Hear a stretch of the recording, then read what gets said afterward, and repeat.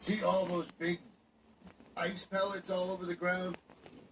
That's the result of a storm front probably moving in, and then they sprayed relentlessly all night long. Sorry about the camera. Let me explain something to the kids that don't understand. When I was a kid, there was no such thing as bottled water. You could drink the water out of the tap, no problem. The sun used to be yellow. Now it's white. Police officers, law enforcement used to be policemen. And you could approach them anytime and you could feel safe about it. That's no longer the case. Sad to say. That's not everywhere, but it happens enough where it makes people reluctant. You see what I'm saying? At any rate, I am back on the East Coast. I will be home soon. I met up with a bunch of subscribers. I met up with a bunch of Patreons. I covered 20 states. So the website is going to be the United States and the rest of the world. So I'm going to approach all my Patreons right now. If you want to be one of the people in your state or your country where other people can contact you and you can pray, you can discuss, you can prep, you can get together, because YouTube is going to be gone for us, as well as all other social media, very, very soon. There's no two ways about it. I'm going to ask my Patreons first, because those are the people that I have the most communication with on Patreon, back and forth. Any subscribers that want to do it, you're going to have to be someone that I'm familiar with for the last few years. I'm just sorry. It's got to be like that. The website will be up probably within a week or so of when I get home. You'll be able to go there. You'll be able to find your area, your state, your country, and then find somebody else that's a subscriber, someone else that's on the same page, somebody that you can actually relate to. Because when social media, like you're on right now, gets taken away, it is going to be an enormous culture shock. And I'm not saying they're going to pull it from everybody, but they might. But they're definitely going to pull us off. TrueStream Media did a video yesterday where she did a 25-minute video. And I love TrueStream Media. I've been following Aaron and Melissa since day one. It's a long time. She did a video yesterday where the executives from Facebook came out. They explained that they don't let their own children use it. They explained that they are sorry that Facebook has destroyed the fabric of society. They know it. They know it. There's no secret about it.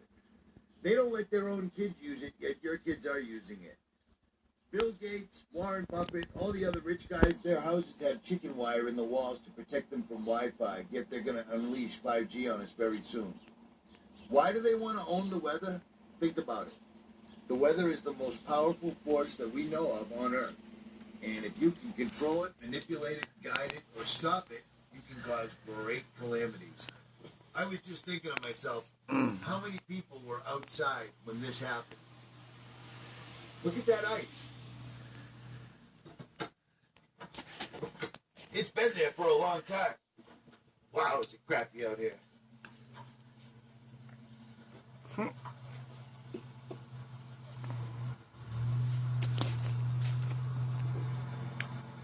Big, huge ice pellets, lightning,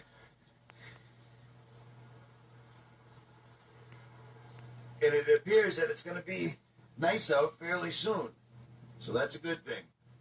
But owning the weather could be an incredibly destructive force. So for those of you who live here and you know all the background, bear with us as we share and get everybody up to speed. One of the things you'll notice about tonight is that there are a lot of photographs, a couple of video clips. It's heavy on the visual imagery. I'm not showing a lot of data.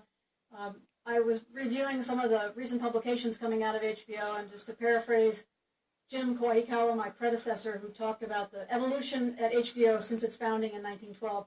We've seen such tremendous evolution and advancement in technology that helps us study and monitor these volcanoes.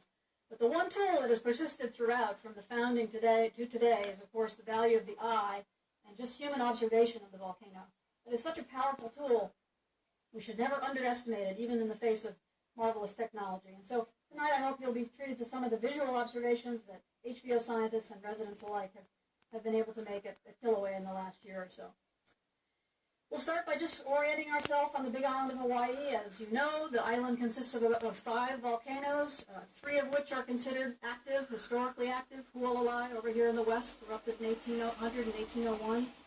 Very large Mauna Loa volcano that makes up more than half the island, last erupted in 1984. And of course, Kilauea volcano, the one we're on tonight, and the one we'll talk about down here in the southeast, the youngest of the subaerial volcanoes of the Big Island. There's a 4th active volcano off the southern coastline, Loihi volcano, still about 3,000 feet below the surface. We don't directly monitor that volcano because it's extremely challenging technologically, but indirectly our on-land seismometers and other geophysical instruments can track some of what's going on at Loihi. I should say that I work at the Hawaiian Volcano Observatory, which is run by the U.S. Geological Survey, and our job is to monitor these volcanoes, study and understand them, and issue warnings of their potentially hazardous activity. And we do that primarily through networks of instruments scattered across the island, tracking earthquake activity, ground deformation, gas emissions, and other changing parameters. So let's zoom in on Kilauea volcano, the subject of this evening. Like all good shield volcanoes, it consists of a number of common elements. A summit caldera, which is a collapse feature up here in the summit region where we are tonight, a couple of miles across in either direction. And then 2 rift zones, the southwest rift zone and the east rift zone, which radiate away from the summit. In fact, the east rift zone continues offshore another about 40 miles. These are zones of repeated frequent eruption. This is a common structure you see at shield volcanoes.